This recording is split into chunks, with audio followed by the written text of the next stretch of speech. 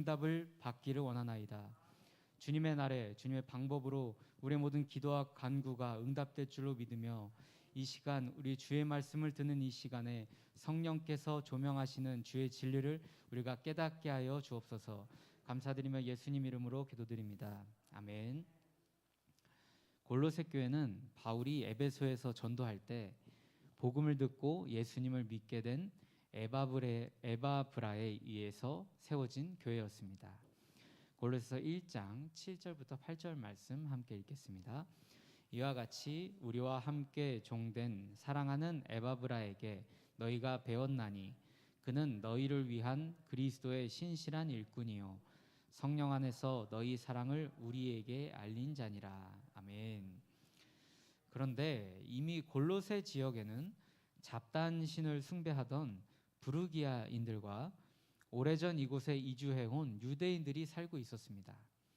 이렇게 이교와 이방인에게 배타적인 유대교적 환경 때문에 교회 안에는 이단 사상이 들어와서 복음을 왜곡하고 교회를 분열시킬 위험이 생겨나게 되었습니다. 골로새서 2장 8절부터 10절 본문 말씀 8절만 읽겠습니다. 함께 읽습니다.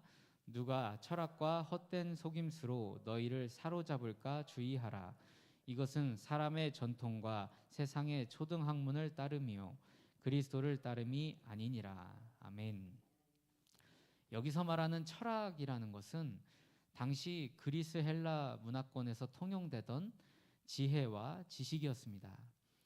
예로 스토아 학파, 에피쿠로스 학파 같은 당대에 어렵지 않게 접할 수 있는 철학들이었습니다. 지금은 이런 철학들을 듣기 위해서는 대학교의 강단 정도 되어야 들어볼 수 있는데요. 그래서 고급의 지식들로 지금은 취급이 되고 있습니다. 하지만 당시에는 대다수의 많은 사람의 생각틀을 만들어낸 지식들이었습니다. 이 철학들 위주의 사고들은 당연하게 여겨졌고 사회, 문화, 도덕, 종교에 영향을 미쳤습니다. 문제는 이 사상들이 초대교회에도 영향을 미쳤다는 것입니다. 그러면서 순수한 복음의 전파를 방해하고 진리를 오해시키게 됩니다. 이 둘째로 헛된 속임수라는 말은 기독교 이단 사상을 말하고 있습니다. 초대교회의 가장 큰 이단은 그노시스라고 하는 영지주의였습니다. 그노시스라는 말의 어원은 탐구, 지식이라는 말에서 유래가 되었습니다. 영지주의는 그리스 헬라 문화권에서 동서양의 철학과 종교 사상이 조화되어 나타난 이원론적인 사상 운동입니다. 이 이원론적인 말이 좀 어렵지만 쉽게 이야기하면 이렇습니다. 흑백 논리적인 것으로 모든 것을 다 이야기하는 것이죠. 영지주의는 유대교 신비주의 카발라를 배경에 두고 있습니다. 영지주의 운동은 초대교회 최대의 기독교 이단이 되어집니다. 이 영지주의라는 것을 여러분들이 조금 알아볼 필요가 있습니다. 영지주의의 특징을 제가 4가지로 나누어서 말씀드리도록 하겠습니다. 첫 번째로 영은 선하고 순수하며 신비적인데 반해서 물질은 악하고 타락한 것이라는 이원론적인 사상입니다. 지금 제가 말씀드리는 4가지 이 특징들은 제가 말씀을 증거하는 것이 아니라 기독교 이단이 영지주의를 설명하고 있다는 것을 명심하시기 바랍니다. 아멘 하시면 큰일 납니다. 자, 그러니까 사람의 혼은 선하고 순수하다. 그런데 우리 육체는 악하고 타락한 것이다, 더러운 것이다라는 흑백 논리, 이원론적인 사상인 것이죠. 이 사상의 기초에서 세계는 하나님에 의해 창조된 것이 아니라 저급한 조물주에 의해 만들어졌다고 주장하고 있습니다. 즉, 이 세상은 하나님을 배신하고 자신의 독자적인 세계를 창조하려 했던 한 천사의 미완성적인 작품이다라고 믿었습니다. 두 번째로 극단적인 금욕주의를 추구하거나 때로는 쾌락주의를 추구하기도 합니다.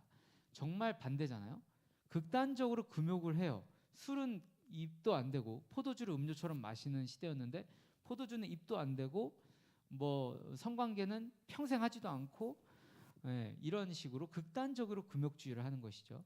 또는 반대로 우리 육신, 이 세상은 다 허물뿐이고 아무것도 아니기 때문에 이 육신이 아무렇지도 않다, 이 더러운 육신에다가 죄를 짓는 건 아무 의미가 없다 해서 이 세상 살아가는 날 동안에는 그냥 먹고 마시고 즐기자 해서 극단적인 쾌락주의로 빠지는 거예요. 그러니까 이 육신은 악하고 영은 선하다, 이 극단주의적인 것이 아예 쾌락주의로 빠지거나 아니면 아예 금욕주의로 빠지게 되는 그 양분되는 행동을 하기도 합니다. 세 번째로 영의 신비성을 강조했기 때문에 신비 종교의 성질을 가집니다. 그들은 영혼의 구원은 소수의 사람들에게만 허락된 비밀스러운 지식을 통해서 가능하기 때문에 이를 전하기 위해 예수가 이 땅에 보내진 것이라 믿었습니다. 이들이 이것을 잡기에 너무 좋았어요. 왜냐하면 예수님이 신비적인 사건들을 많이 행하셨잖아요. 그 신비적인 사건을 예수만큼 잘한 인물이 없기 때문에 이 신비주의적인 종교를 가졌던 그 사람들에게는 예수를 그 가운데 딱 앉히기에 좋았던 것이죠. 그러나 이것은 예수님을 자신의 보좌 앞에 앉힌 것이 아니라 자신의 종교를 더 강하게 하는 움직임이었을 뿐입니다. 네 번째로 육체를 죄악시한 결과로 예수의 인성과 성육신을 부인합니다. 어떻게 거룩하신 하나님이 이 더러운 육체를 가지고 오셨는가? 우리는 예수의 성육신을 부인한다. 예수는 단지 사람처럼 보여진 것에 불과하다라고 주장을 했습니다. 즉 그들은 예수는 잠시 인간의 모습만 빌렸다, 그러니까 보여지는 모습만 빌렸을 뿐 진짜 인간은 아니었다라는 주장을 합니다.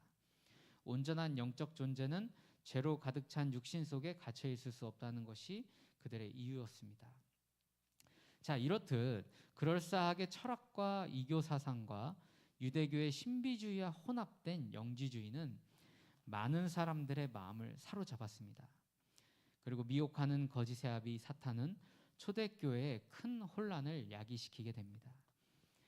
우리 본문 말씀 골로새서 2장 8절부터 10절 죄송합니다. 제가 계속 버벅거리네요. 네, 조금 집중해서 골로새서 2장 8절 말씀을 다시 한번 읽어보겠습니다. 시작. 누가 철학과 헛된 속임수로 너희를 사로잡을까 주의하라. 이것은 사람의 전통과 세상의 초등학문을 따름이요 그리스도를 따름이 아니니라. 아멘. 여기서 우리가 주목할 부분은 사람의 전통 그리고 세상의 초등학문입니다. 그리고 마지막으로 그리스도를 따르는 것입니다. 이 세 가지를 우리가 한 번씩 알아보도록 하겠습니다. 자, 첫째, 사람의 전통입니다. 우리가 여전히 싸워야 할 것들 중에 하나입니다. 이 사람의 전통 때문에 16세기에 종교 개혁이 생겨났고 종교 전쟁까지 났습니다. 천주교, 로마 카톨릭과 기독교가 분리가 된 이유기도 합니다. 이 사람의 전통은 우리가 여전히 싸워야 될 것임을 명심하시기를 바랍니다. 자, 그러면 이 사람의 전통을 내려놓고 우리가 붙잡아야 할 것은 무엇인가? 이 종교개혁, 우리들이 생겨난 계기가 된 종교개혁인데요. 이 종교개혁에서 가장 중요한 가치가 혹시 무엇인지 아시나요? 제가 저번 설교 때, 새벽 설교 때 이야기했거든요. 우리가 붙잡아야 할 것이 무엇일까요? 혹시 기억나시는 분 있나요? 우리가 이것만 붙잡자. 바로 오직 성경입니다. 네, 성경의 기준으로 돌아가야 합니다. 이게 라틴어로 솔라 스크립트라라고 하는데 이 솔라 스크립트라가 종교 개혁을 일으킨 이유였고 그리고 종교 개혁의 가장 큰 가치였습니다. 그 종교 개혁을 통해서 우리가 개신교가 태어난 것이고 역시 지금 우리도 싸워야 할 것은 여전히 인간의 전통이고 그리고 우리가 붙잡아야 할 것은 성경인 줄로 믿습니다. 두 번째로 세상의 초등학문입니다. 이 세상의 초등학문이라는 이 진실 앞에 이 세상의 모든 종교와 도덕들은 사실 그 자리를 진리를 내어줘야 돼요. 진리의 하나님 말씀에 그 자리를 내어줘야 하는 것입니다. 이 세상의 초등학문 같은 이단 사상과 도덕 사상과 타 종교들은 때로는 지혜로워 보입니다. 굉장히 지혜로워 보여요. 예를 들면 불교는 제가 저번 시간에 또 이야기했는데 불교는 종교일까요? 아닐까요? 원래 불교, 종교가 아니에요. 그냥 도닦는 행위입니다. 깨달음을 얻는 과정에 니르바나에 다다르면 끝이에요. 그러니까 열반의 경지에 다다랐다고 하죠. 그러니까 깨달음을 얻어서 그 열반의 경지에 다다르면 끝인 거예요. 부처도 없고 이 세상도 없고 내 자식도 없고 돈도 뭐 내 육신도 없고 오직 내 존재, 내 자아 그것만 남아 있으면 된다. 내 자신을 깨닫고 인지하고 느끼면 그걸로 끝이다. 그래서 무소유를 주장하는 것이거든요. 그리고 욕심이나 세상의 번뇌들이 다 무의미해지는 것이죠. 그 깨달음의 과정들이 불교예요. 부처가 신이 아니에요. 자, 그래서 자신의 깨달음으로 이 과정을 걸어나가는 불도자들하고 대화를 한번 해보셨나요?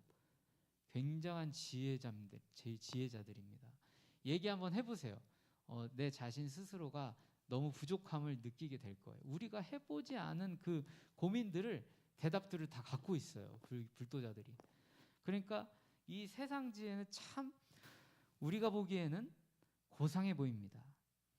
그러나 세상의 가르침들에 주의를 해야 합니다.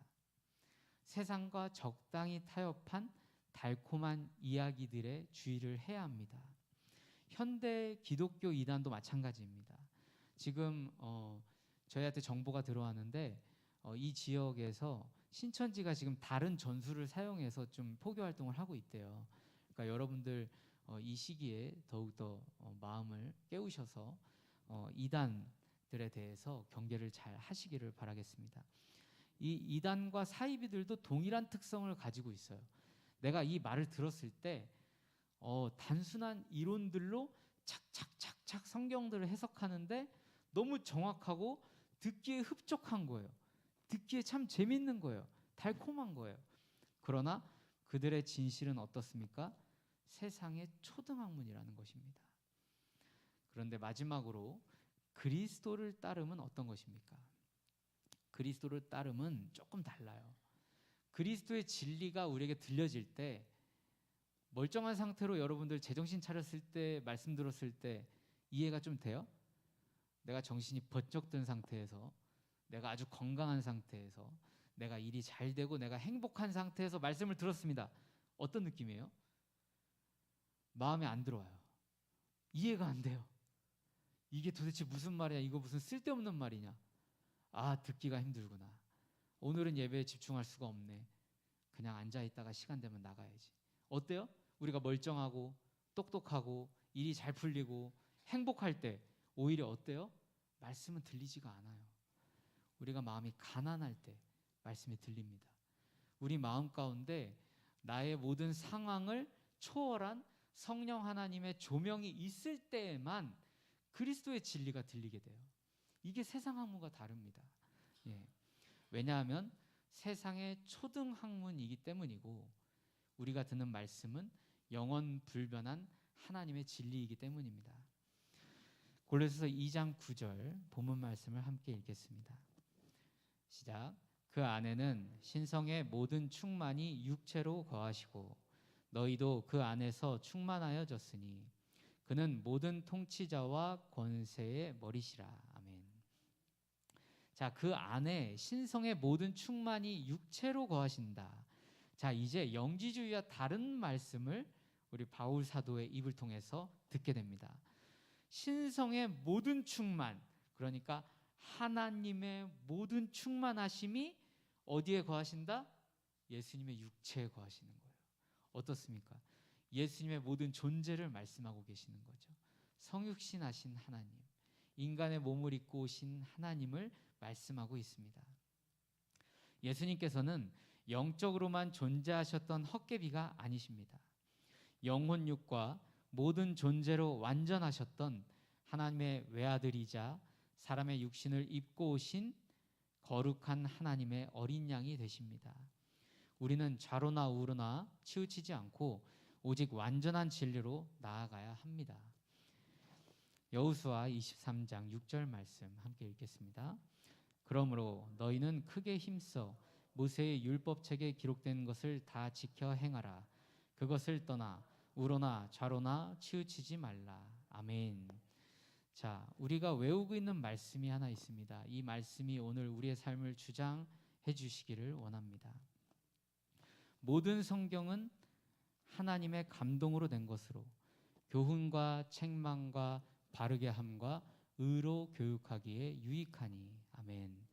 이 말씀을 우리 마음판에 새기고 오늘도 주의 말씀이시자 하나님의 어린 양으로 우리 가운데 거하셨던 예수 그리스도의 구원의 그 힘으로 하나님 앞으로 나아가고 세상으로 나아가시는 우리들 되기를 소원합니다. 우리 주기도문 하시겠습니다. 하늘에 계신 우리 아버지여, 이름이 거룩히 여김을 받으시오며 나라의 임하옵시며 뜻이 하늘에서 이룬 것 같이 땅에서도 이루어지이다.